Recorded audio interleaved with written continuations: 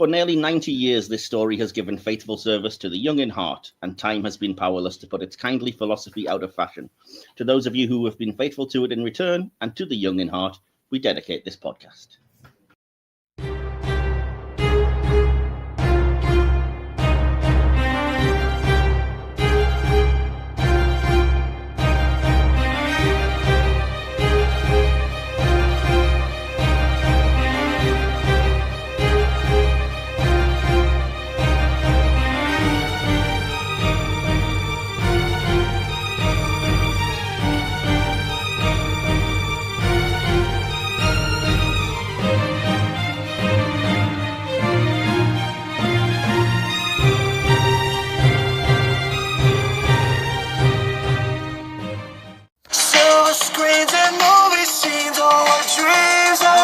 Welcome, my pretties, to another episode of Silver Screen Cinema Classics. Start as you need to go.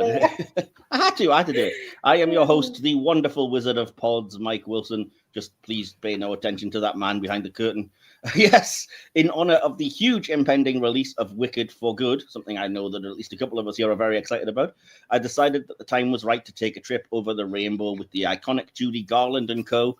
That's right, we're off to see the Wizard of Oz. Joining me on this trek to the Emerald City are two great returning guests. Firstly, she's definitely a good witch. It's our sci-fi queen and show regular, Nita. Hello, everyone. How are you guys doing? And I'm so glad I was described as a good witch. Yes, you're definitely our Glinda. So, yeah, you're glad to be back for the fourth episode in as many weeks of this. Oh, absolutely. Absolutely. Yeah, I think this is week 5 and you've done 4 out of the 5 episodes we've been recording. I am getting tired, though, of you guys. I don't know. Yeah, glutton for punishment. I do think this is your last one for this year, at least, anyway. But you'll be back, I'm sure. You'll be flying in on your bubble again. Like Arnold Schwarzenegger, I'll be back. Fair enough. And we're also joined by a guy with plenty of brains, heart, and courage. It's our good friend, Tobi. How are you doing, Tobi? I was going to call myself a bad witch in the intro, but clearly the position is taken. Yes, I agree with him. This you have definitely taken that position of the bad witch. While we all gather our thoughts here. The Wizard of Oz is a 1939 American musical fantasy film produced by MGM. It's based on the 1900 novel The Wonderful Wizard of Oz by L. Frank Baum. It was primarily directed by Victor Fleming, who left production to take over the troubled Gone with the Wind. The film is celebrated for its use of 3-strip Technicolor, fantasy storytelling, the musical score, and memorable characters. It was a critical success and was nominated for 5 Academy Awards, including Best Picture, winning Best Original Song for Over the Rainbow and Best Original Score, and an Academy Juvenile Award was presented to Judy Garland. While it was sufficiently popular at the box office, it failed to make a profit until its 1949 re-release, earning only $3 million on a $2.7 million budget, which was MGM's most expensive production at the time. The 1956 television broadcast premiere of the film on CBS reintroduced it to the public. According to the US Library of Congress, it is the most seen film in movie history, despite the fact that one of us here had not seen it until recently, but we'll get to that. And the UK television premiere was on Christmas Day 1975 on BBC One. The estimated UK television audience was 20 million. The film has had multiple releases on home media formats from VHS to 4K.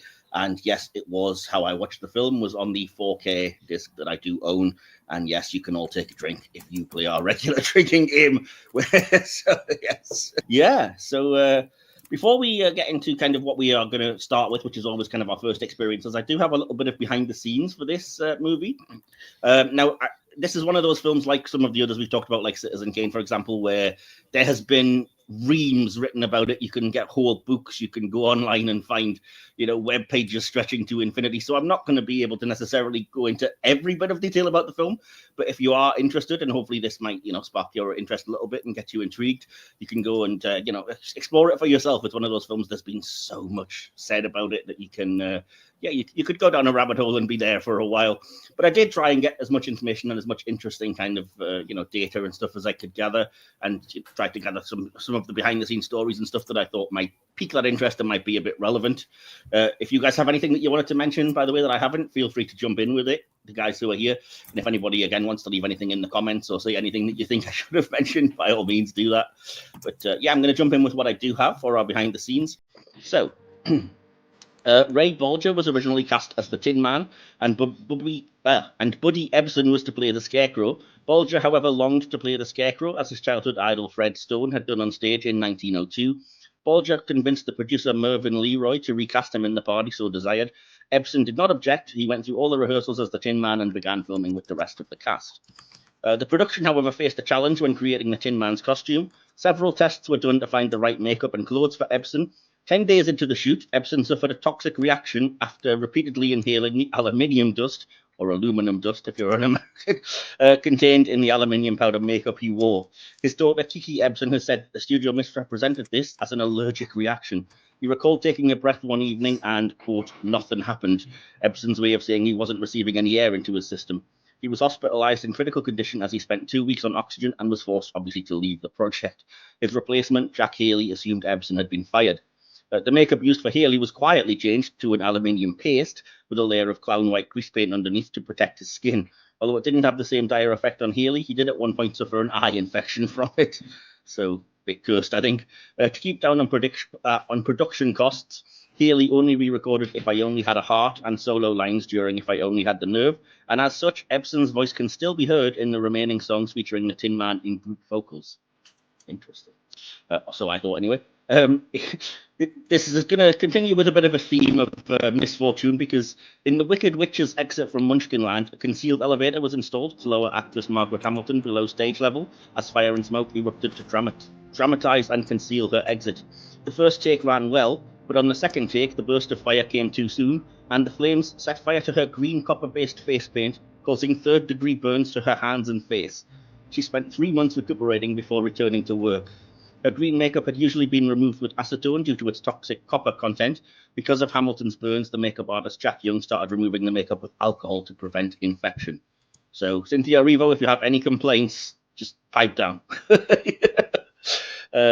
In the decades since the film's release, sadly, credible stories have come out indicating that Judy Garland endured extensive abuse during and before filming.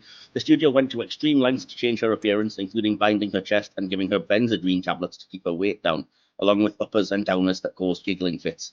There were claims that various members of the cast pointed out her breasts and made other lewd comments. Victor Fleming slapped her during the Cowardly Lions introduction scene when Garland could not stop laughing at Lars' performance. Once the scene was done, Fleming, reportedly ashamed of himself, ordered the crew to punch him in the face. Garland, however, kissed him instead. So, yeah, terrible behaviour, just in general in Judy Garland's career, which again you can look up for yourself, but it's not pleasant, sadly. On a lighter note, in the original book of The Wizard of Oz, the iconic ruby slippers are actually silver. Although the story itself is public domain, the specific ruby slippers are not, and remain copyrighted by MGM.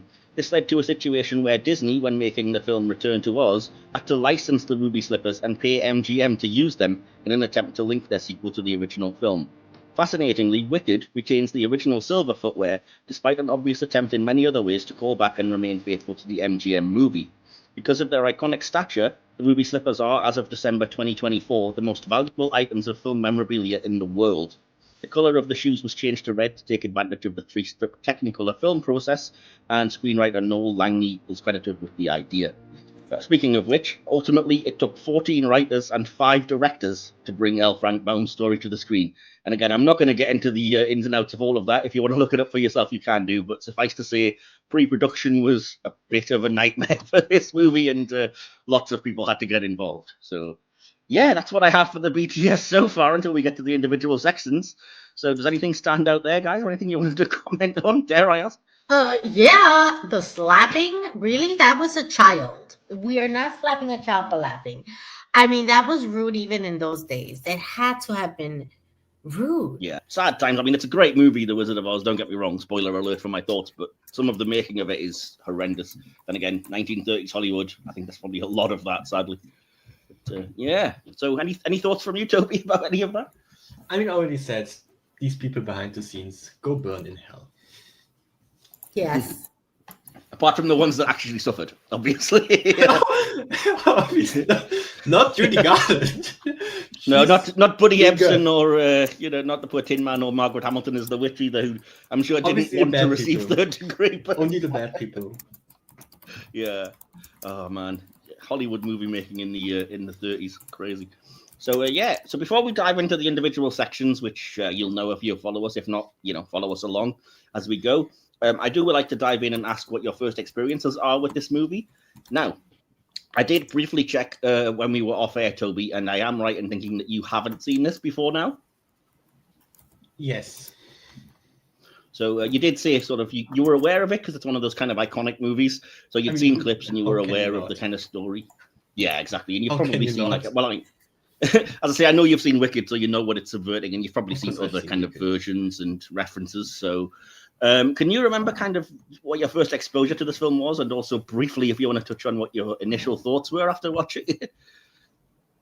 I don't know, first exposure. I don't know. Don't ask me that. Okay. I will just say one thing. I did an hour ago place my Letterboxd score, and I saw yours, and I thought, I may be a little bit in trouble today. Well, no, that's part of why I wanted to have you on. It's really fascinating because you are a young man, it's safe to say. So you're very removed from this film, which came out in 1939. So am I. Okay, I am extremely removed. I just want to put that out there. Yeah, maybe you were around. You were around. But, I was just born, okay? I wasn't around in 1939. I don't know. You say that, but the picture of yourself you have in the attic says otherwise. I'm just putting that out there. No, but I mean, as you said, as generations go by, these films become more and more distant. So I am kind of fascinated as to kind of what it means to you in general, because it is, like I said, I can explain what it means to me and why it is, spoiler alert, beloved and how I first came to it. But like I said, this being the first time that you've properly seen it, I was interested in your, fresh thoughts, because it's a very rare thing that somebody, like I said, hasn't seen this film, but it would take, I think, a younger generation. So reading between the lines, I'm guessing you didn't love it then in that case. I mean, I didn't hate it. I'm not going to say it's like terrible, bad movie. And I just saw your score. I was like, I'm not that high. Okay, fair enough. I mean, I do have a good movie, good fine movie. I'm not going to hate on it like it's terrible. Okay, fair enough. I mean, I will obviously ask for more about your opinions and where you sort of land and why. But I will say, as this is a Cinema Classics one, I do have a kind of critic's response to kind of explain, the impact of this film and how popular it is, just to prove that it's not just me. I mean, I get why. I just want to put it out there. I get why this movie is popular, and especially how it maybe or was really good at the time, especially. I'm not I know this, but I see. I mean, fair it's enough. 2025 now. I can only read today. I can't go back completely, in time. yeah. And like I said, I mean, we're 14 years off this being 100 years old, for crying out loud. But yeah. And sometime I would love to review Wicked with you, perhaps possibly even both the films together, because I know that I get such a kick out of the references back to this movie in that, which I'm guessing it probably goes over your head, or you just don't care one way or the other. But, I love Wicked for other reasons. Yeah, obviously. I mean, I love it for other reasons as well, but I get so excited at the little Easter eggs and the cool, like the fact that it starts in sepia tone, just like The Wizard of Oz, with the same font and little kind of, like I said, Easter egg references, like the dialogue that we saw in the trailer for part 2 that's straight from here about, the wizard sending Dorothy to claim the broom, and even the really cool moment of Elphaba writing in the sky, writing the wizard lies to kind of call back to the surrender Dorothy moment in this movie. I was like, I love all of that stuff. I'm here for that. But like I said, I'm guessing it's probably an older generation thing, and the younger ones are more there, for Ariana and Cynthia maybe. But yeah, we're not here to talk about that anyway. I should stop before people tune immediately out. So So anyway, like I said, I'll get more into your thoughts. Suffice to say, you saw this for the first time and you were like, I get it, but it's not something that changed your life and spoke to you in a kind of greatest thing I've ever seen kind of way, which I think is fair. So awesome. And Nita, what about you? Can you remember your first impressions the first time you saw this film and how it hit you at all? That was yesterday, the first time. No, Nice. so the first time, I was young, so I don't remember exactly. But I mean, I always have a memory of always knowing the story, of always having it present. But I've always loved the original story. I think it really paves the way for other stories to be developed. I actually remember watching Oz be more so clearly in my head than I do the Wizard of Oz. What do you mean? Do you mean the James Franco movie? Oz the with Michael Jackson and you mean The Wiz? The Wiz, not the Oz. The Wiz, yes. Got you. Yeah. And yeah, I remember watching that for the first time a lot more clearly in my head. But I think that this movie, really paved the way for a lot of stories to develop around this concept. And it was always something that was there. I remember seeing people dress up as Dorothy for Halloween. And that was always interesting to watch. And it was really, I think it really did have a impact in how we saw the world and how we behaved as children. Because I think the story really did play a part in my world's development. I don't know if that makes any sense. No, I see what you mean, because it's one of those films that's become sort of, films and stories that have become part of kind of our cultural shared culture, I guess, in a lot of ways. So it's a big question to ask the first time that you experienced it, because in some ways it's one of those stories that, because it's so old as well, it's become adapted so many times and you kind of just know the story. Like, for example, Alice in Wonderland or something, where it's like, yeah, this is a film from, last turn of the century or the, pre-1900 kind of area, but you've seen animated versions, and that's why I've got the kind of the year that this was released, because there have been multiple animated versions. There's been a Muppet version, there was the Wiz, the kind of musical version with more of a black culture take on this. Like I said, yes. Last year before Wicked came out, I went and watched the Disney Return to Oz, which I liked, and Oz the Great and Powerful, which I have never seen but owned, and I really liked, despite the critical response not being great. So like you said, there's still so many stories being told, including Wicked, in this universe, and there's so much to do there. And I don't just mean the musical Wicked, I mean like the very idea that Gregory Maguire took, which was take this story that, because it is so well known, and subvert it, which you couldn't really do if people weren't aware of it, because people wouldn't get the point of what you're doing with, like, oh, you thought you knew the story and you thought the witch was wicked. This is what's really happened. So again, I think it speaks to that it's part of our culture, and it's just so famous. Whether you like it or not, you can't deny. Even you said, Toby, you knew of it even when you hadn't seen it. So yeah. I find it fascinating that someone all the way in Germany would, in a different language, right? Because the UK, they speak English. I could see how that could be seen there and be a part of that culture. But someone in a whole different language can experience this and can see it and can, be affected by this movie. It fascinates me. It truly does. Yeah. I mean, not to speak for Toby, but Germany has a big history of fairy tales and these kinds of stories. Oh, yes, absolutely. A lot of things we know come from there, so it's not like that would be. Yeah, you'd probably say that's fair, Toby. You're familiar enough with fairy tales and old kind of fantasy stories. Yeah. Huge, yeah, of course. Obviously, yeah. All the Grimm tales and stuff. Exactly, yeah. So, but I mean, to give you my first impressions of this is going to be a bit repetitive if people listen to a lot of our episodes, because like a lot of films, I do remember the first time I saw this, and I do recall that it was during the holiday period. So it was during the Christmas, New Year kind of festive period, because after that initial showing in 1975, which I wasn't around for, by the way, they must have just kind of started showing this just as a festive staple. And I do recall it's one of those films that I kind of associate with the Christmas, New Year holiday, even though there's nothing particularly festive in it. If you know what I mean, it's not designed for that, but it used to just always be on TV. So I watched it. I said for the first time, I almost certainly watched it on TV, probably BBC One or something. One Christmas, and say, "Oh, this is fun," because I would have been very, very young, and it captures your imagination when you're young. Little kind of things that you kind of take for granted. Like I think the idea that the film starts in the kind of sepia tone, or I don't think it did actually, because I know a lot of versions of it they actually just changed that to black and white, so rather than sepia.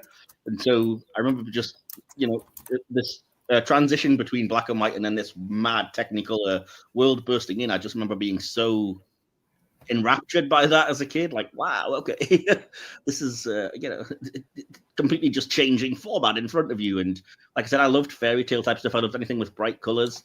Kind of put this in the group with things like Willy Wonka and the Chocolate Factory, where it's just kind of like, okay, it's fantastical and it's a little bit silly, but you're there for the bright colors and the pleasant storytelling and the fun and the songs. And yeah, I just it's kind of one that I've grown up with. I've seen it multiple times, as I said, so I appreciate all the kind of redos, the twists, Easter eggs, and sort of subverted versions and things. So yeah, and I'll get into a little bit more as we talk about it, I'm sure, as to what it kind of why I like it and what it means to me and what kind of hits me. But yeah, I mean, it's a shame about the behind the scenes stuff, which obviously I didn't know anything about until many years later. But I don't think it necessarily hurts the film product itself.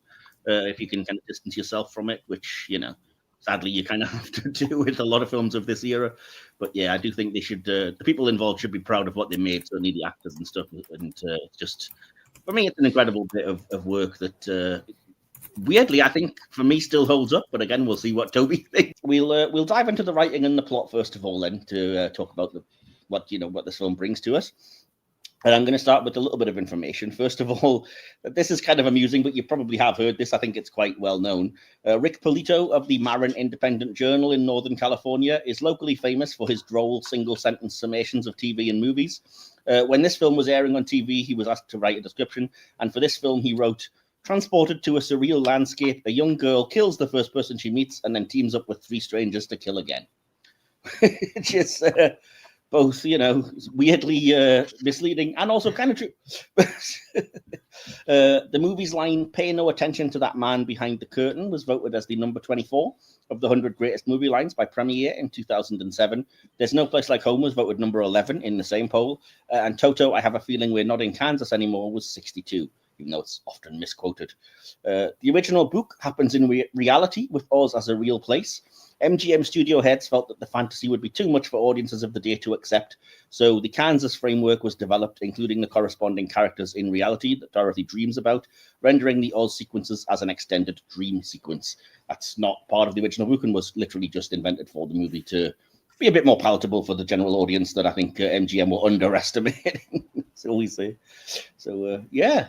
Any thoughts on any of that then before I move on? No, well, not for me. I'm ready to go. Ready to get into this and dive into the meat and potatoes. Awesome. Before I get into some of the things that the writing's about, I have to say I noticed something faintly amusing in the dialogue this time around that I've never noticed watching the movie, despite the many times, perhaps because I was too innocent-minded as a youth. But there's a scene early on where Glinda first arrives and she says to Dorothy, "Are you a good witch or a bad witch?" And then Dorothy replies, "Oh, I'm not a witch at all. Witches are mean and ugly and old hags." And then the Munchkins laugh and Glinda says, "Oh, they're laughing because I'm a witch. Only bad witches are ugly." To which I'm just clicking it over in my head and going, "You just asked 2 minutes ago if Dorothy was a bad witch. What are you implying?" Yes, that's so true. Oh my God, I didn't even realize that. That is so true. I've never picked up on it, but this time around. Yeah. Judy Garland, was a you were ugly. She wasn't, though, bless her. She was a beautiful soul. But no, I just thought that was so bizarre as a line. Like, nobody picked up on the kind of potential double meaning of that. So, anyway. So, yeah. Before I dive into any of my things, I've kind of talked enough, so I want to dive in and give you guys a chance to talk. So, Nita, you said you were keen to start. So, what do you want to bring up first about the writing? What kind of do you like? Is there anything you dislike? And, yeah, start us off about this. If you look at the movie in today's perspective, the writing can use some refreshing, right? Because lines like "only bad witches could be ugly," that's kind of mean. Yeah. And like, who decides what's ugly and what's beautiful? It's that's subjective, right? And I think that things like that, and there's the language could use some refining, but if you keep in mind that it was 1938 or 1939, and it was how people spoke, it was how people expressed themselves, it was written in a way that people could go, oh, I get that, I understand that, I can connect with that. And these in the area where Dorothy and her family begin, it's a rural part of the country. It's isolated. And I could see how this farm area would have, this kind of conversation. So I'm not opposed to the dialogue that was being had, but a lot of the things like calling the little people munchkins, or things like that may not be something that's in today's language we want to embrace. However, given the time, this was acceptable, and whether it made people uncomfortable, that's a separate topic, because it most certainly could have made people uncomfortable. However, no one really said much about it. There was no one standing up for any like human rights or political correctness. That kind as of we learned, that movement didn't exist. But I think that they made Dorothy a little too childlike, like too innocent. Okay. In a way. It could have been a lot worse. I mean, I have information. Absolutely. I was going to share this. I was going to share this later on, but basically, when they initially started filming, the original concept was that they had Judy Garland painted with baby doll face paint, with the kind of bright red cheeks and the braids in her hair, and she was super exaggerated and like high pitched and everything. And it was only when the second director came on board that they were like, "Yeah, we're not going to do this. This is ridiculous," and refilmed everything they'd already done because it was so over the top. So I get what you're saying, but just know that it could have been so much. Yeah, like that scene in the beginning, and stop me if you don't want me to get into that, but there's this scene in the beginning where she's talking to the pig farmer, right, the one in charge of the pigs, and she's walking on the fence and she falls. Right. First of all, her dress is perfectly clean. What's that about? It's country. I grew up country. I grew up in the mountains. You fall in a pig pen, you're dirty. Period. Okay. Pigs need mud. They don't sweat and they will overheat. So that's why they run in mud. And she falls. She's perfectly clean and she's panicking. Oh, get me out of here. Get me out of here. And I'm thinking, but you knew they were there. Why? What was that about? At 15, at 15, you know better. At 15, you know better. You just do. And so it's lines and scenes like that kind of make her a little too mentally innocent and too young for the age they were portraying her to be. I see what you mean, but I think, again, you've got to remember it's the 1930s. Exactly. That's where we have to go back and think it's the 1930s, and the image of a 15-year-old girl was that she was like that, even though they probably weren't in the 1930s that way. I think, and there was no such thing as kind of realism in acting either in the kind of back in the day. Everything was heightened, so everything feels staged and kind of like, okay, you're putting on an act kind of thing. But I will say I'm kind of glad that you're on this episode specifically, Nita, because part of the reason that this film actually got made, that MGM decided to make it, was because of the success of Disney's first film, Snow White and the Seven Dwarfs, which I know we reviewed together. And I have to say, in a lot of ways, I do think this film is more progressive than that one is. Oh, 100% more progressive. Yes, absolutely. I agree. I mean, we mentioned in a review of that film, as much as we love it and we gave it a fantastic score, don't get me wrong, there's some very backwards thinking in terms of like, oh, I have to go and be the housekeeper to these little people until a man comes along, and then when the man wakes me, I will become his dutiful wife and whatever. And it's kind of like, all right. I know some people have real issue with complaining about that because the remake didn't want to do it, and they were like, oh, it's all woke. But I mean, wake up. That is very backwards thinking in 2025, and at least, like I said, this film doesn't really do that. Although I will say, in terms of the writing, it came very close to doing that. It was another misstep it nearly made, because I read, and I didn't know this until today, or when I was reading it a few days ago, that there was initially a subplot where Dorothy was kind of betrothed to the farmhand who, I can't remember the names, but the guy who basically would be the Scarecrow in Oz. She was kind of in a sort of, I'll wait for you kind of engagement type thing with that guy. So, yeah, that would have been really dodgy. But you can still see there are hints of that in the film, because that's why, as she leaves Oz, she does that thing of like, I'll miss you most of all to the Scarecrow. And she kind of seems closer to him, because that was a remnant of when that was part of the script. And I'm like, I'm so glad they lost that, because that would have been like the ending of the film would have been like her going off with him to a kind of happy marital life and everything's fine now. And I'm kind of like, oh, God. No. Yeah. So anyway, at least that's a bullet we dodged. I can't really criticize the film for that because it's not part of it. But again, could have been really bad.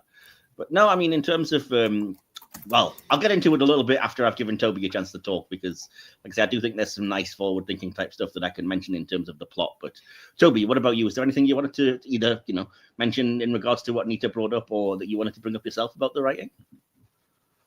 I mean, we already talked about it. It's 1939. Yeah, but I think there is a lot that is worse from that time. Like there are things to be criticized about it, but overall, like there wasn't really anything that was like a huge problem. It was little things here and there where I'm like, I don't know about that one. That wouldn't go well today. Yeah, this is not a huge misstep. At least I don't remember anything. No, I think, I mean, to Nita's point, I think the idea that Munchkin is kind of cheekily offensive word, it wasn't at the time. I think it's become an offensive word for short people because of the movie. So because that became shorthand, and I have to say that, I mean, language changes all the time. I was appalled to learn that the company who were hired to play the Munchkins were a company of sort of actors with dwarfism who referred to themselves as like, the traveling midgets or something. And I was like, Jesus, this is like... Oh, yeah, the harshness of it is like, really? Yeah, and I was just like, oof. But again, at the time, people wouldn't have batted an eye. It would have just been like, oh, yeah, just what they know now, kind of thing. So, very bizarre. And by the way, if anybody is listening to this that's heard that urban rumor thing about the Munchkin supposedly hanging themselves on the set of The Wizard of Oz, it is demonstrably not true. It's huge BS, but it's persisted for years, because there's a scene when they're heading out on the yellow brick road and you can kind of see the forest in the background. There's a rustling in one of the trees, and there's been some weird persistent rumor that it was a Munchkin actor hanging themselves, because obviously we know there's some bad behind the scenes stuff, and a lot of them are often drunk or mistreated or whatever. And it's actually it's a bird. It's a bird flying by in one of the trees, because they had like live, I think, storks or some birds of some kind to make it look more like outdoors, even though it was a set. And yeah, one of the birds kind of opens its wings and stretches on one of the trees and flies away. And some twisted-minded people apparently saw that as, a little person just hung themselves from a tree. Who comes up with this stuff? I know, right? It's weird.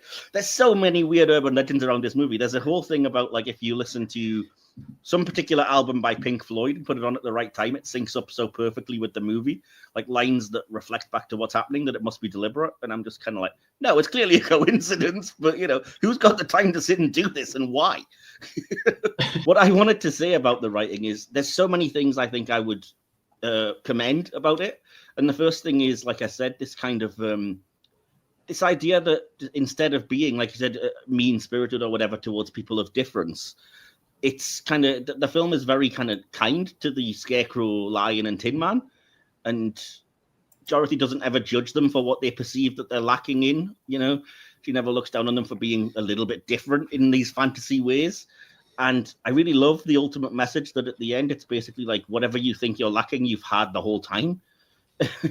but you just didn't have the confidence or whatever to see it for yourself. And I've always really loved that idea. I remember as a kid that really kind of spoke to me on an emotional level, and I was like, oh yeah, the Scarecrow did have brains. He figured out like how to escape the castle for a start, like what trap to use against the guards. And of course the Tin Man had a heart because he genuinely seemed to care for them. And yeah, the Lion did have courage because, as Doctor Who teaches us, courage isn't a matter of not being frightened. It's about being frightened and doing what you have to anyways.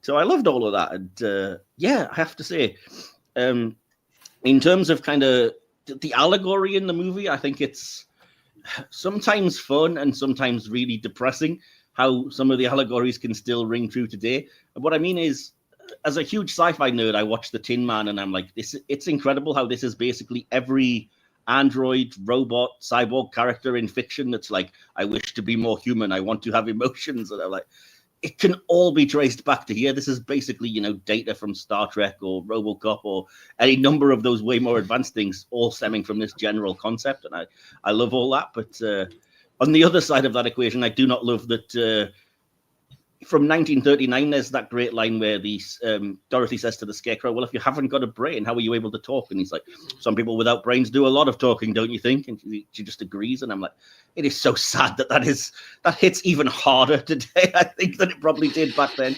And you just say, oh, God, you're right as well. Not saying anything about any of our particular political leaderships or anything, but, I am.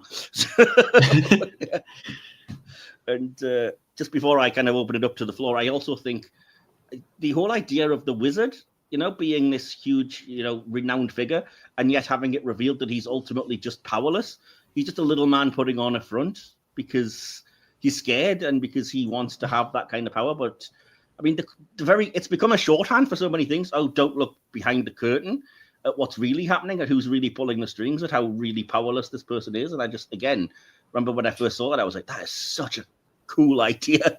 And I love what Wicked's done with subverting that as well, even though I grew up with it as a heroic character, albeit a bit, let's say misguided, but I do love that concept. And I think even visually, the appearance of the Wizard of Oz, I think always things like the Master Control program in Tron, or like Zordon from Power Rangers. I think all of this comes from this weird projected head from the Wizard of Oz, which just has this gravitas, or it does to me anyway. It worked as a kid.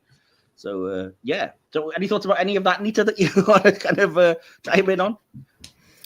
I think, I definitely agree with you that in what you're saying. And I think that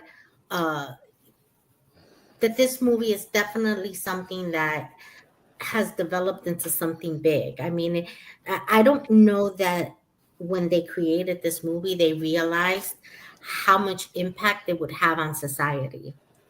Yeah.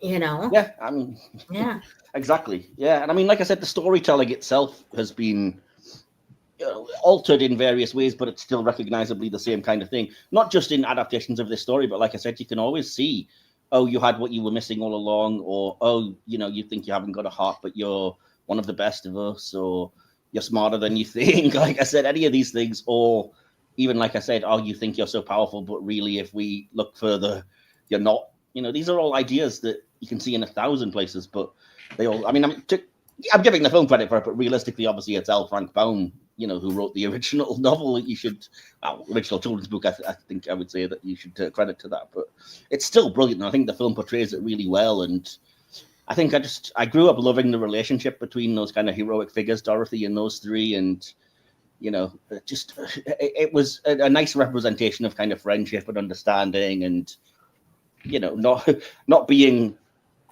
cast out for being different, like I said. Oh, and, yeah.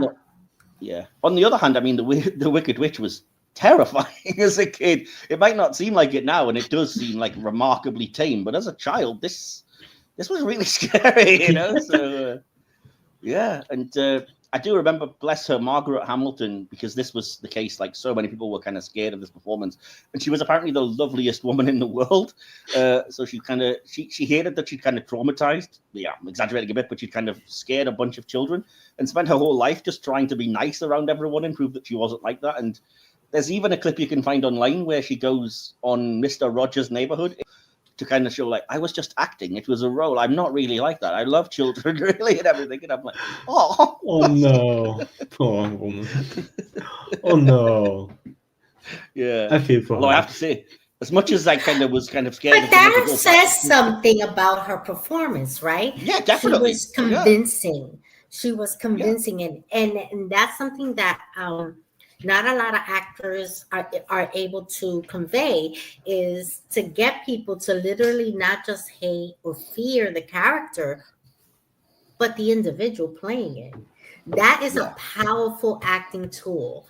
And kudos for her for being able to accomplish that, whether that was her goal or not.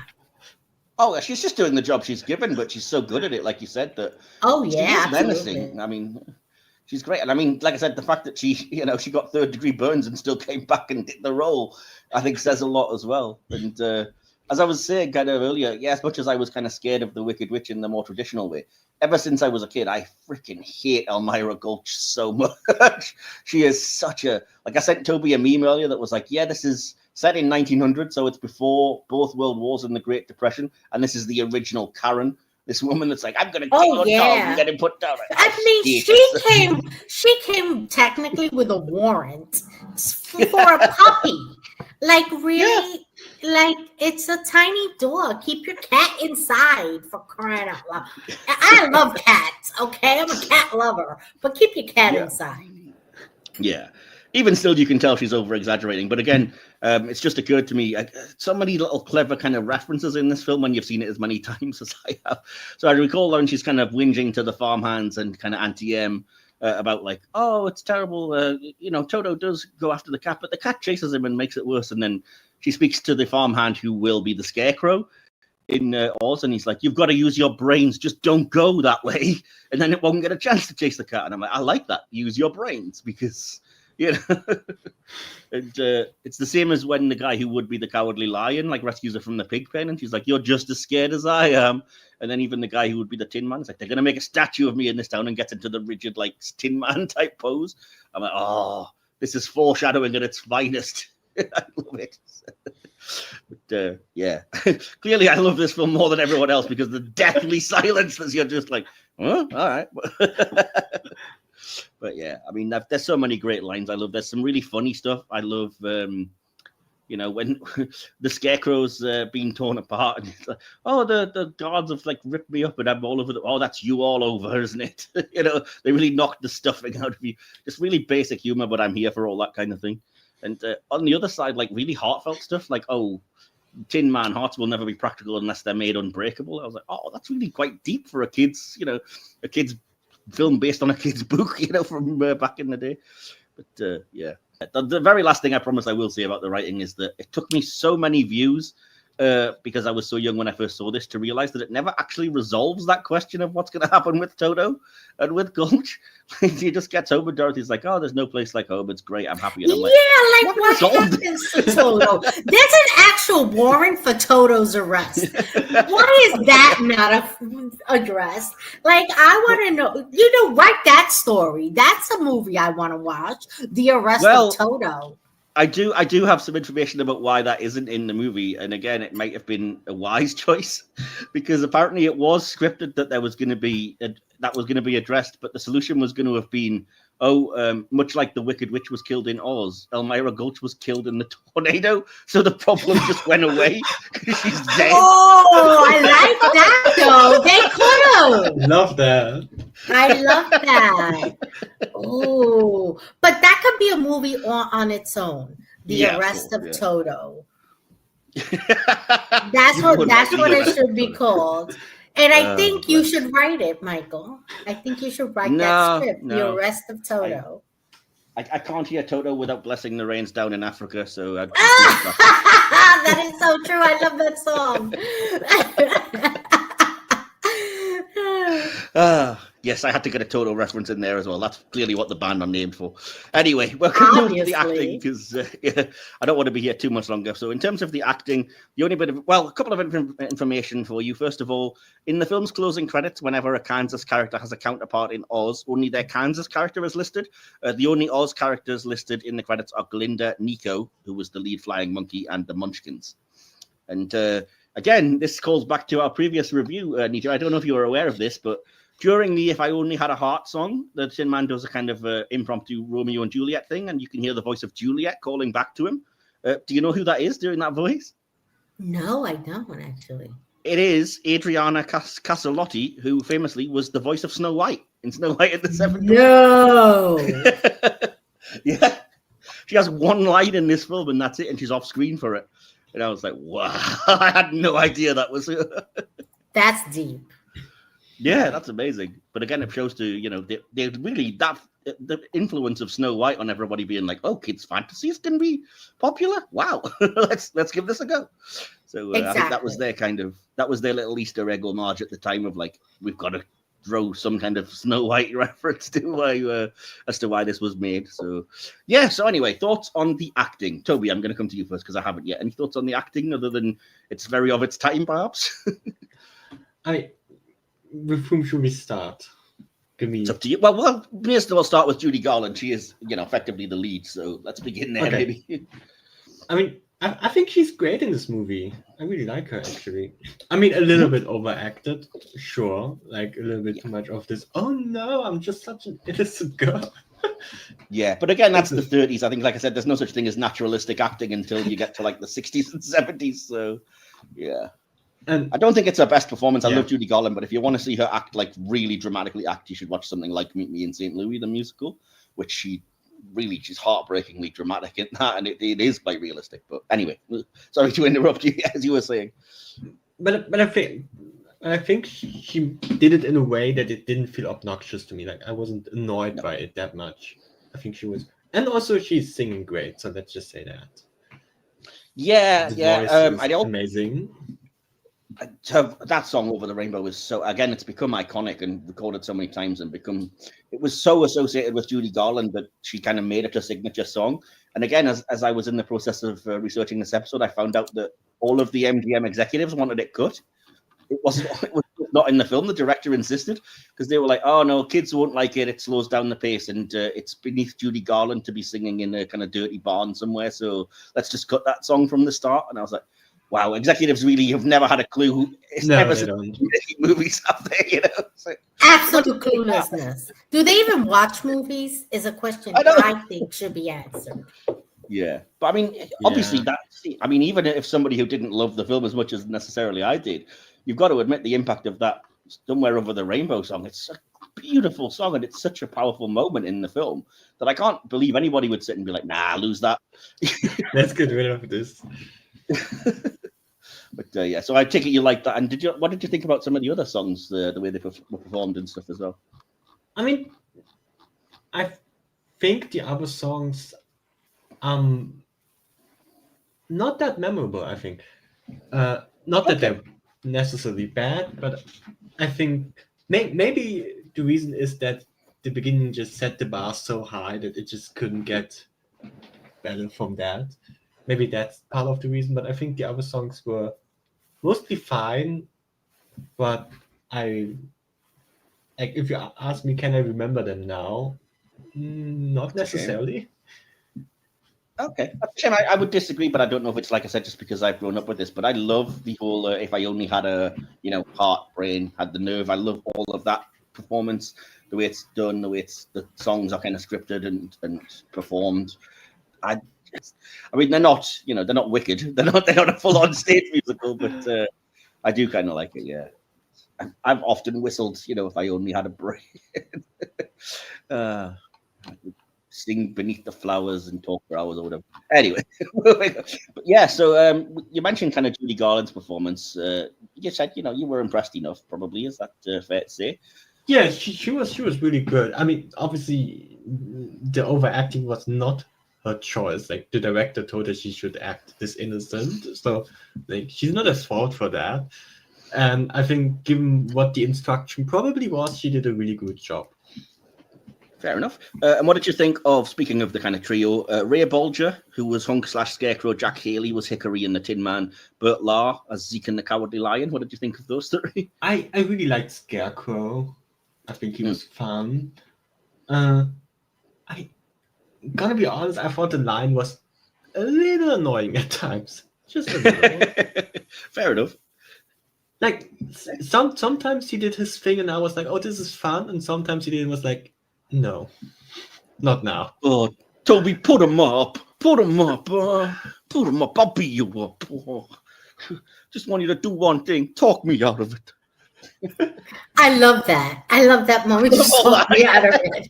I think, Just again, talk if you me see out this of as a it. kid, you kind of love all that stuff because it's just cheesy, I suppose. Exactly. But I think Yeah. that's not like the point, right? It was meant, Yeah. if I'm understanding the history behind this story, it was truly meant for children. Oh, yeah, it was a And I kid's think movie. children fall for these things.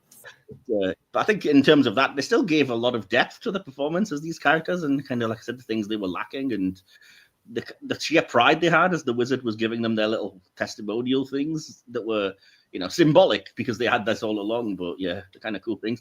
Although it has bugged many people for so many years, and me too, now that I know that when the Scarecrow gets his degree and recites that whole thing about, the sum of the squares of a triangle or whatever, and apparently it's completely wrong.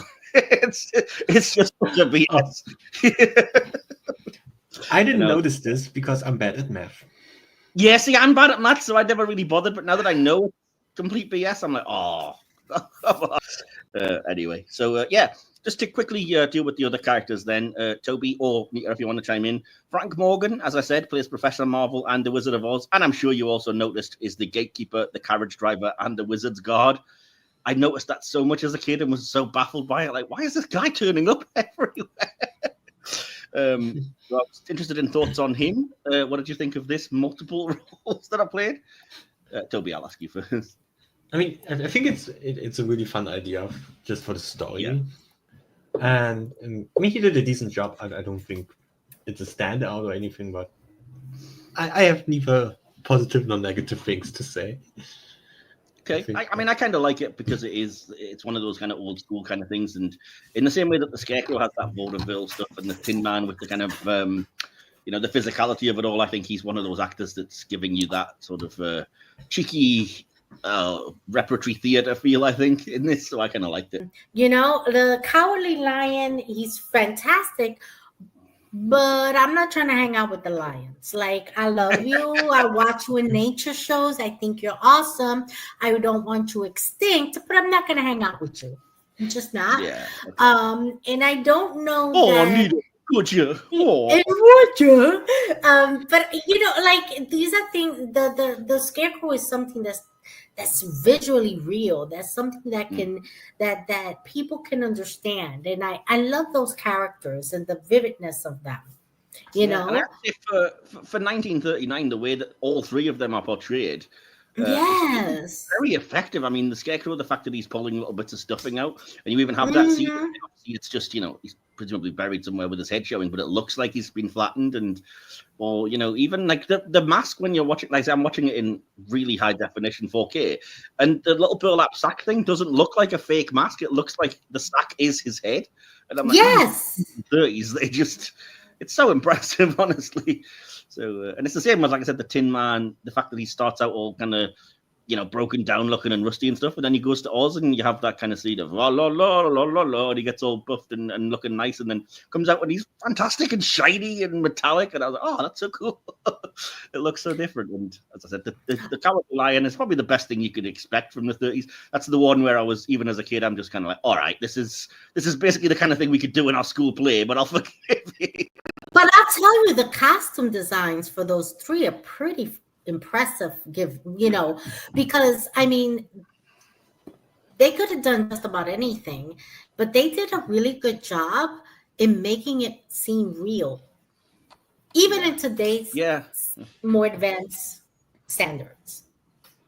Yeah, well, I have to say, I don't know if you've seen Return to Oz, but they do something. Scarecrow is featured, not as much, but he's in that movie. But they use like a weird, like a puppet thing, and for me, it just doesn't work as well as just having. It doesn't work. Yeah, I don't like the puppet thing. I like the hay kind of coming out of the sky. Yeah. Fair enough. And so last thing on the acting, even though we're kind of talking about a little bit of other things, but we often do overlap, as our kind of, equivalent of Ariana Grande and Cynthia Erivo, Billy Burke as Good Witch Glinda and Margaret Hamilton, we've kind of talked about already, but as the Wicked Witch. What did you think of those two performances, Toby? Oh, Oh, Tobi, Nita. sorry. Okay, Oh, no, oh, thank you, sir. I think they did a great job. I think they really were able to take that script and make it their own. I don't think they did a bad job. Um, I think that given the times and what was expected of actors and how to act, I think they did a good job. Absolutely. I remember being surprised how little Billy Burke as Glinda actually is in the movie, because it feels like she has quite an impact, and she's not really there all that much. She's there at the very start, appears briefly to save them from the poppies, and then again at the end. And I'm like, she's probably got a total of like 5-6 minutes screen time, but her presence is there. And whereas the Wicked Witch is, you know, she's there throughout, and she's great in you know all of the different things. But anyway, so what did you think of those two, Tobi? I love Glinda. She's iconic in this movie.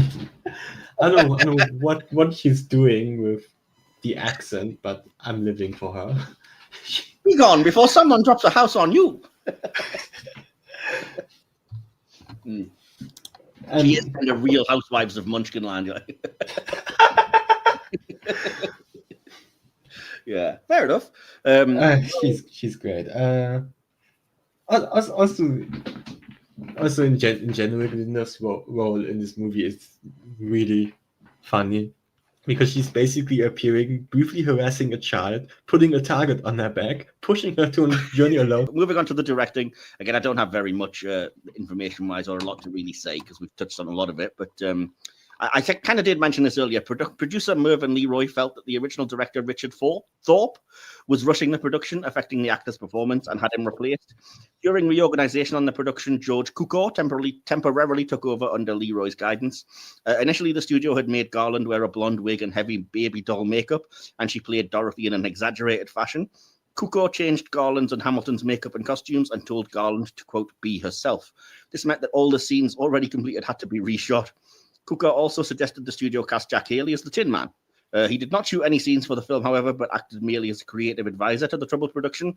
His prior commitment to direct Gone with the Wind, speaking of troubled productions, required him to leave on November 3rd, 1938, when the film's main director, Victor Fleming, assumed directorial responsibility. As director, Fleming chose not to shift the film from Cukor's creative realignment because the producer, Leroy, had already expressed his satisfaction with the film's new course. Yeah, I think all wise decisions, basically. Like I said, I love the fact that, okay, yeah, the kinds of stuff is a little bit cheesy and a little bit, 3-act play. But when you get to Oz, like I said, for 1939, the production design, the way it looks, everything is just, it's breathtaking to me because I saw it as a kid, so I'm seeing it through the eyes of a kid, I think. And like I said, I love the idea of either the sepia tone or the black and white to begin it, and then opening it to Technicolor. I just think that's such an innovative idea that you can't underestimate what that must have been like for an audience that, like I said, you're going to see movies, 9 out of 10 of them aren't going to be in color at that time because it's quite a new thing. The movie starts, they think it's your typical black and white movie, and then just opens up to this vivid color world. That must have blown a few minds back in 1939. So yeah, that's my thoughts on the direction, but over to you guys. Who wants to jump in first, and what do you have any thoughts on the directing you wanted to share? I mean, the production design is amazing. Like, Mr. or Mrs. Production Designer, you did that. It looks really good even today. Yeah. Yeah, I agree with Tobi. Yeah. It does look good even in today's standard. Cool. I mean, I have something about the VFX production design that we'll go to, but in terms of the direction, I mean, it's one of those things where I think it's so well directed, there's not really a lot to say. Like, all the performances are doing exactly what they're supposed to. Everybody's on their mark, apart from when there's accidents happening, which I hope is not deliberately anybody's fault. But so yeah, I mean, it's directed really well. I think, especially like I said, for a film of the era. When you look at all of the things that have to be done, any other thoughts from you guys, or can I just move on past this? I think we could move forward, right? Yeah. Yeah, I just wanted to say that it must have been probably impressive to watch this in 1939 and sit in the cinema and be like, okay, this is cool. Kind of like a lot of people nowadays did when Avatar came. I know you hate this movie, Mike. I'm just... I don't hate the original one, but no, I mean, like, in terms of technical achievements, that's exactly what. Yeah, that is probably the best example. Yeah. We were all sitting in the cinema and going like, okay, this is kind of cool visually. Like, say about the story what you want, but this is visually cool. Yeah, exactly. And yeah, in terms of the VFX production design, because that is kind of very tied in with the directing and kind of, well, in terms of how we view the movie, as I said. Apparently it took the studio's art department almost a week to settle on the shade of yellow used for the yellow brick road. I can't say Yellow Brick Road without thinking of Elton John. Again, talking about Blum and Wizard of Oz's cultural impact. I just keep wanting to burst into that song, if you know. You are too much. Anyway, I love this. Developing the tornado scene was especially costly. Effects artist Arnold Gillespie used muslin cloth to make the tornado flexible after a previous attempt with rubber had failed. He hung the 35-foot or 11 meters of muslin from a steel gantry and connected the bottom to a rod. By moving the gantry and rod, he was able to create the illusion of a tornado moving across the stage. Fuller's Earth was sprayed from the top and bottom using compressed air to complete the effect, and Dorothy's house was obviously a model. I have to say, the tornado, as I watched this, I thought that was like redone as a digital effect or something. It is so impressive. And you think that's when you actually hear what it is that's just a guy, flicking about some bits of material in the background, and it looks like an actual twister's coming toward them on the set. I just think, for the time especially, that's just incredible. Anyway, maybe that's just me. I don't know. So moving on a little, the Cowardly Lion and Scarecrow masks were made of foam latex makeup created by the makeup artist Jack Dawn. Dawn was one of the first to use this technique. It took an hour each day to slowly peel Bulger's glued-on mask from his face and left him with near-permanent lines, apparently. Not a lot of great things happening for the actors in this movie.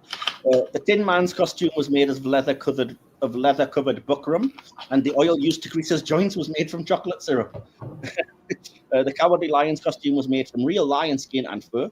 Due to the heavy makeup, Burt Lahr could only consume soup and milkshakes on a break, which eventually made him sick. After a few months, he put his foot down and requested normal meals along with makeup redos after lunch. For the horse, a different colour scheme, Jell-O powder was used to colour the white horses. And this is, again, in terms of 1930s Hollywood and baffling things, asbestos was used to achieve some of the special effects, such as the witch's burning broomstick and the false snow that covers Dorothy as she sleeps in the field of poppies. Yeah, just throw asbestos on your lead actor. I'm sure. Yeah, why not? Why not? I don't see the harm. What's happening? No, I'm just kidding. I'm just joking, obviously. That is just, to hear that now and you're just like, wow, insane to me. But anyway, so yeah. Writing another angry letter to MGM. I think, yeah. I'm guessing the same people aren't still working there. But yeah. So yeah, any thoughts on the production design that we haven't talked about, or anything you wanted to particularly commend or particularly say it didn't work? I mean, production design is just great. What was to say? Yeah, I mean, they did the best they could with the budget that was allotted for that. I think they did a pretty good job because they weren't working on. I think they filmed this really on set, not on actual. It's all sets. I mean, even ours is all sets, but I mean, it looks incredible. Yeah, I think they did an incredible job. When you look at like the Emerald City or, like I said, the Woods of Oz, the Yellow Brick Road itself, Munchkin Land, this is all. As much as I may criticize the kind of fakeness of the cancer stuff, when you get to Oz, it's just like I said. 1939. This is incredible what they managed to achieve. Sometimes by means, but still. Yeah. I was watching this and thought, I can't believe that this is just all physically there as a set. Like, it's all just standing there. I was like, how? Yeah. How? Yeah, people actually made this. Exactly. Yeah. This is so much work. Yeah, exactly. Well, that was films back in the day. That's why it used to take freaking 3 years to bring a film out from the time it was announced. There was no quick CGI fixes back in them days. But, yeah. So I'll tell you what, I'm going to move to the music and sound. We've already touched a little bit on this, but I may as well add my little 2 cents and some information. Apparently, several songs were deleted from the final film for timing reasons. One of these was called The Jitterbug, and it is still referenced in the film when the Wicked Witch says that she sent a little insect ahead after Dorothy and co., which I've never realized that was what that was about, and I've always wondered about that line because it felt a bit weird and out of place. But now we know. No video footage of that song survives, but the audio is included on the film's soundtrack release. And I already mentioned Over the Rainbow was almost deleted until the director decided to keep it in. And the song went on to win the Academy Award for Best Original Song and become identified strongly with Garland, proving that studio executives ever since the 1930s have not had a frickin' clue what they're talking about. And we mentioned the songs. I kind of talked about them earlier. You said, Toby, there wasn't that much memorable other than Over the Rainbow. I disagreed. I like the If I Only Had a Brain, etc. stuff and everything. And But yeah, so what about you, Nita? Did you want to chime in with your thoughts on the songs in the movie? I love the songs that was sung. If I only had a brain, that was one of my favorites. I love that one. And I love. I don't know anyone who doesn't love Somewhere Over the Rainbow. Of course. It is a beautiful, beautiful cinematic kind of song that she sang beautifully. Um, and I think that it became so popular that there have been variations on how to sing it and style.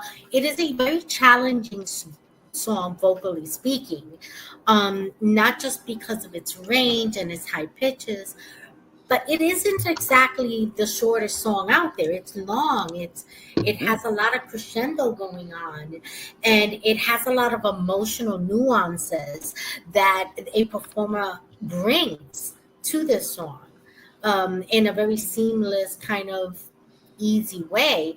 And they sang in very precise moments in this movie, which really was impressive because it seemed almost seamless how the conversations they were having, and they will break out in song. It's beautiful. I thought it was beautifully done. I thought the music was fantastic.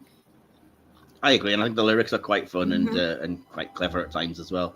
But yeah, I mean, every version of Somewhere Over the Rainbow that people have recorded has ended up being a really powerful, just amazing song, and it's one of those that always brings the feels. And whether you're watching it here, the original performance, or any, like I said, any cover version, or it's just incredible. And like I said, for the longest time, I was convinced that wasn't Judy Garland singing.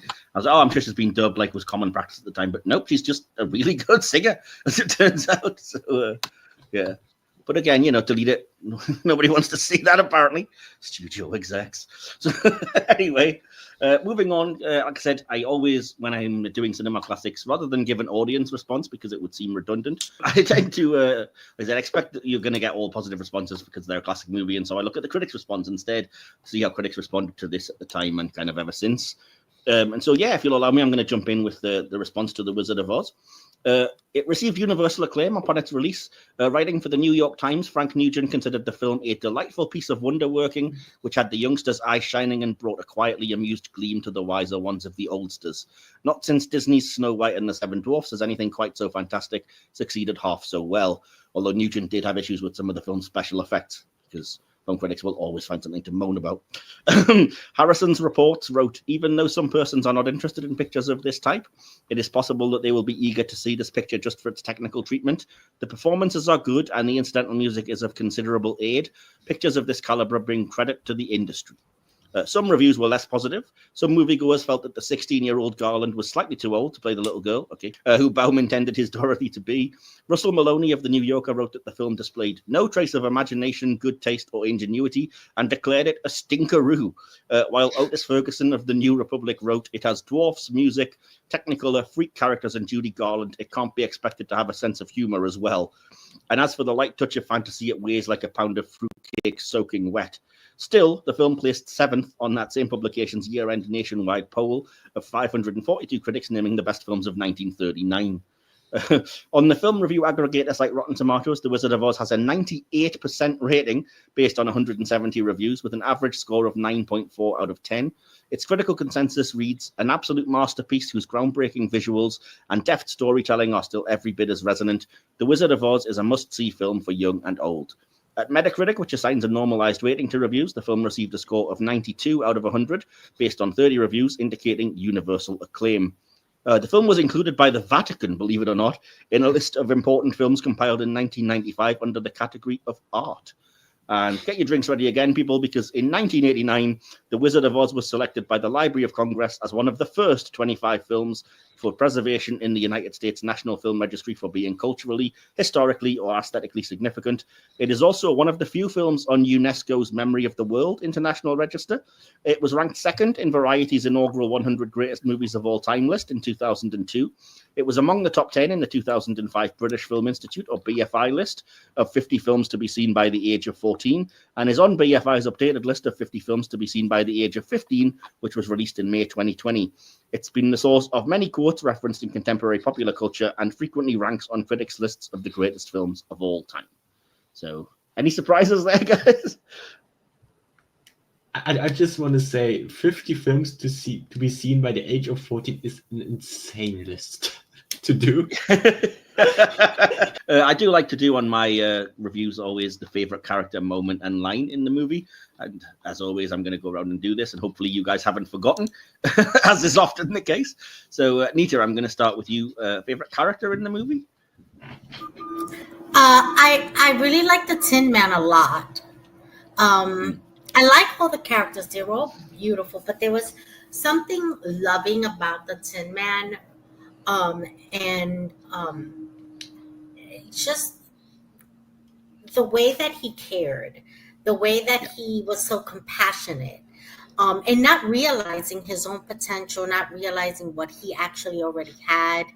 I can understand him, worried that he's not compassionate enough or caring enough, worried that his, quote unquote love language wasn't being received because he felt he lacked a heart. How many of us feel we lack something that we wish we had so that others that we care about can feel that? But in fact, we do have it. We just are so self-conscious we're not seeing it in ourselves.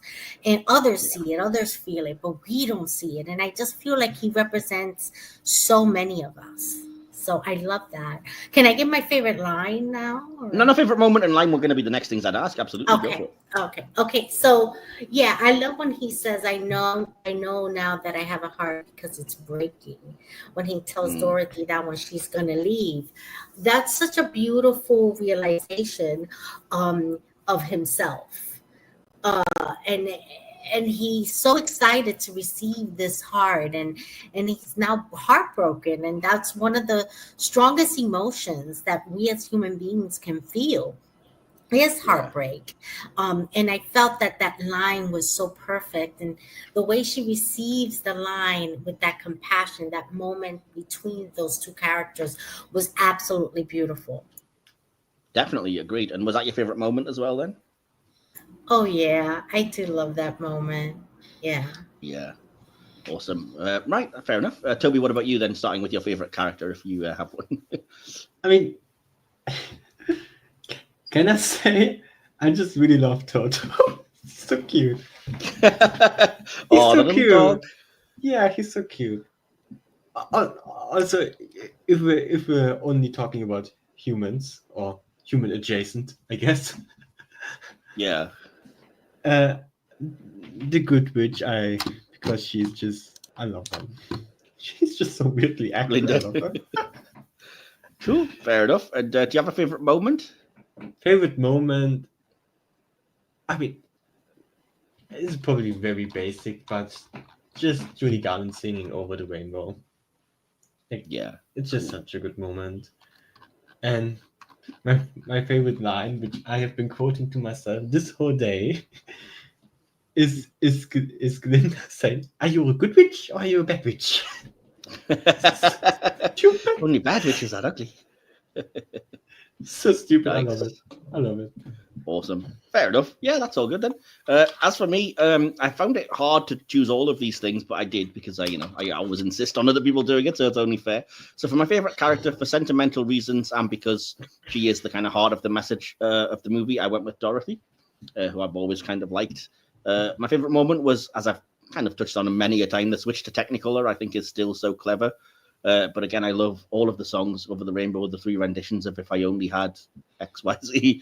And my favorite line is it's actually connected to yours, Nita. My favorite line is, and remember, my sentimental friend, that a heart is not judged by how much you love, but by how much you are loved by others. That is so such a great message. True. That's a true statement right there. Oh. Anyway, moving swiftly along, we only have to give our conclusion and score then, and then we can get out of here. So let's see. Toby, did you want to go first? We may as well start with what I'm assuming will be the lowest. Oh, no. And your conclusion? I mean, I'm just going to say first, I think one big problem, which the movie has no fault in whatsoever, is that because the story is so omnipresent everywhere, there weren't really a lot of surprises in this movie to be. I mean, I knew everything already from That's fair. various parodies or references or stuff like that. So that's kind of a problem while watching something if you already know anything. At least it's for me. And okay. And I did feel I really loved the first half, especially because it was visually just so cool and the sets were amazing. And I feel like it was really fun. And I do think the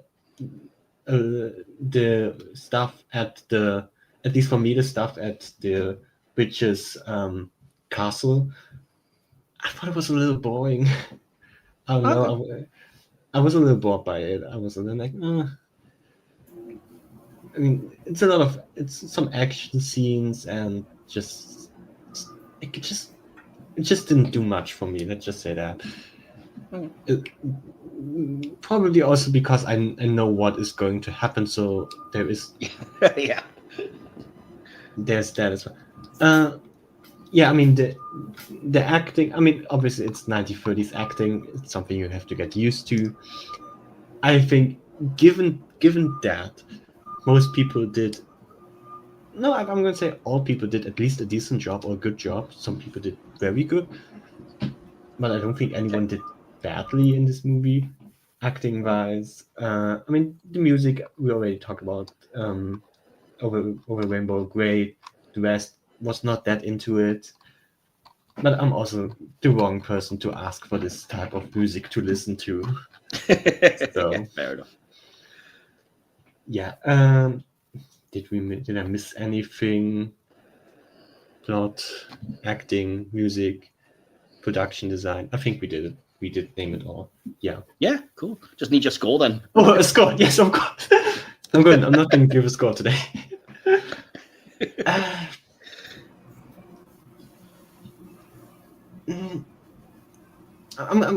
I'm going to tell you what I wrote in that, what I give in Letterboxd, and I'm going to tell you what I'm thinking about changing it to. Okay. I gave it in Letterboxd a 3 out of 5, and I'm contemplating to go up to 3.5. Okay, fair enough. I mean, we can, if you like, make it 3.25 and split okay, sure, let's do that. 3.25. That's fair enough. I mean, I was expecting a 3, to be perfectly honest, and I can live with that. So that's fair enough. So, yeah, no problem. Nita, do you want to give your conclusion and score, please? I love this movie. I think it's because it has childhood memories for me, right? There's a lot of things that could have improved, and I think that has improved throughout the remakes of these movies, of this particular movie, which is great. But I think that this original movie paved the way for all of these other movies that subsequently came from it. And I think that this movie is beautiful, it's iconic. And I think that sometimes, given the world we live in, we need a little innocence. And I think this movie provides some innocence. I am going to give you a very surprising score.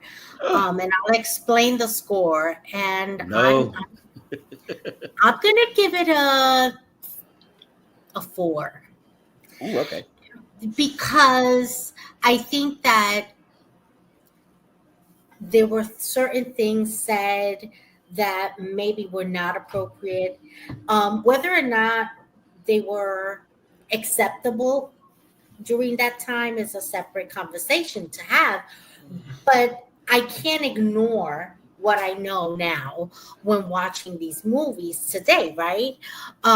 So I'm going to take a point away from them because language like Munchkin and only good witches are pretty and things like that kind of kill the vibe of innocence that I think the movie was trying to bring.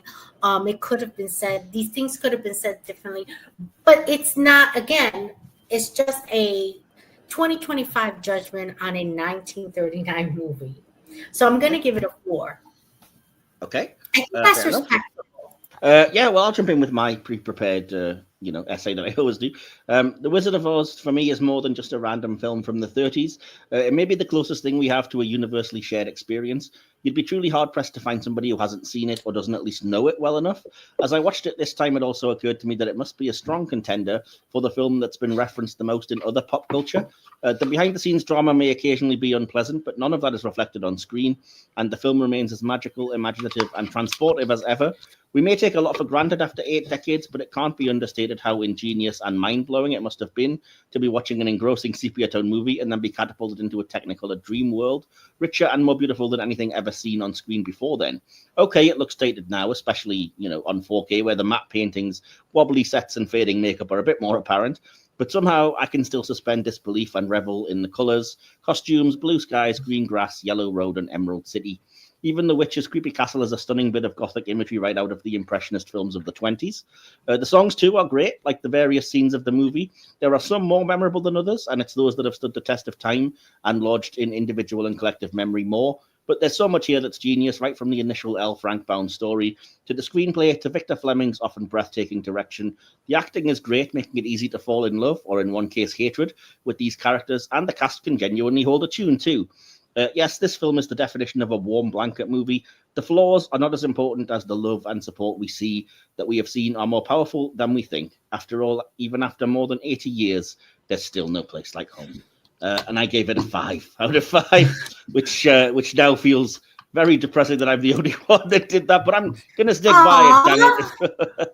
Stand by your 5. No, I will. I've always said that, and like I said, this film is a very important movie to me, and it's one of those, those films that makes you love film and cinema and what it can do. And I said it's got childhood memories, which, okay, maybe a bit of bias, but what the heck.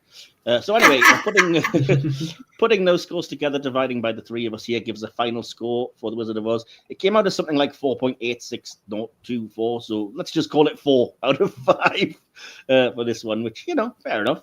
It's one of the lower of the cinema classics, because we often look at very well-regarded classic films, but I think it's still a respectable enough score, as Nita said. So, yeah, that's going to do that then. So, as we click our heels together and wait for the magic to take us home, it just remains for me to thank my awesome guests yet again. So, firstly, Nita, thank you for coming on yet another episode of Silver Screen. Well, thank you for having me. I enjoyed hanging out with you guys. Yeah, and hopefully we'll see you again next year. I think, like I said, this is your last one for this year, not just because of your, not giving a 5 out of 5 to this film, obviously. Oh, really? I'm uninvited. No, how very Alanis Morissette of you. we only have a handful of recordings left, and I don't think you're down for any of them. I think you're well deserving of a break, and you have your own podcast to run. Speaking of which, do you want to kind of mention what's coming up on that and tell people where to find you? Yeah, we've got a couple of things coming up. October 24th, we're going to be celebrating spooky season by reviewing the sci-fi horror movie Pandorum. You can find that on Tubi. And on November 7th, Tiffany, one of the sci-fi queens, is going to bring you what's coming up next in sci-fi movies, TV, everything that's happening in the sci-fi world. So that's very exciting. And on November 21st, we're going to be talking about sci-fi and music. So definitely tune into that. You can find us on all the platforms on the Sci-Fi Queens. So give us a follow and check us out. Awesome. I'm going to have to insist that you change your name from Sci-Fi Queen to Sci-Fi Good Witch.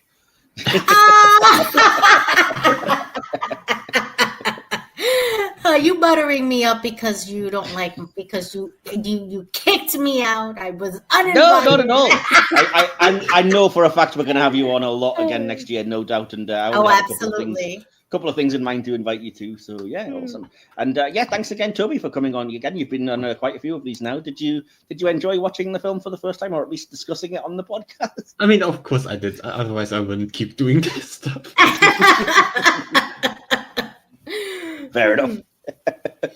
Awesome. Well, as long as you've had a nice time here, and again, hopefully I know we'll be inviting you back for some other stuff. And did you have anywhere people can find you online? Yeah, I don't have a podcast. No, only on a podcast. I have a failed podcast. Does that count? Aww. But I am on well. Blue Sky. If you want to follow me on Blue Sky, and that is at Dark Sonic. Am I right? That's right. Awesome. I'll always put all of these links in the description. And again, you can find us on the usual platforms. As I said, follow the link tree in the episode descriptions, just like you're following the yellow brick road if you're after a quick way to get there. And I'm very happy to announce that Silver Screen has also joined the YouTube Partner Program, meaning that you can now become a member of the channel by clicking the Join button on the YouTube videos and selecting a tier. So for either $2.99 or $5.99 a month, you can support us going forward. We could always use the help, as well as gaining access to the listed perks like early access, uncut episodes, choosing a future review, and some more things that will be coming down later. You can also comment with a super chat as a one-off donation. And we've also launched our official merch store with TeePublic, I'm very happy to say, which you can find direct links to all over our YouTube, including on this video. So yeah, do click on there. And if you wanted to support us with your own t-shirts, caps, stickers, and all kinds of goodness, you can now find that. It's pretty awesome to see our designs come to life for the first time. So yeah, looking forward to that. And stay tuned to the Silver Screen podcast channel, because in just 5 days' time, we're calling in sick and heading to Chicago to join Ferris Bueller's Day Off. Then we get seasonal with a Thanksgiving comedy and a festive superhero sequel before our last cinema classics of the year heads to 1940s Bedford Falls to take on an appropriate festive icon with sentiment not a million miles from the film we just reviewed. We've also got a new Star Trek review on our sister channel, Hit or Miss Who Trek, and a couple of Doctor Who reviews heading down the pipeline to round off the year there. So we'll hopefully see you back for all of that soon. And until then, remember to let your spirit fly over the rainbow. But keep in mind that home is wherever you find love, and there's no place like home. Bye. You have been listening to the Silver Screen Cinema Classics Show, part of the Silver Screen Podcast. Cinema Classics is hosted, produced, researched, scripted, and edited by Michael Wilson. Follow us on social media, our YouTube channel, or wherever else you get your podcasts. Links to all of these places can be found via the link tree in each episode's description. This podcast is a Media Matters original production created by Mike Wilson. Don't forget to like, subscribe, and share far and wide. Join us again next time, and hopefully this could be the beginning of a beautiful friendship. Here's looking at you, kid. Cut!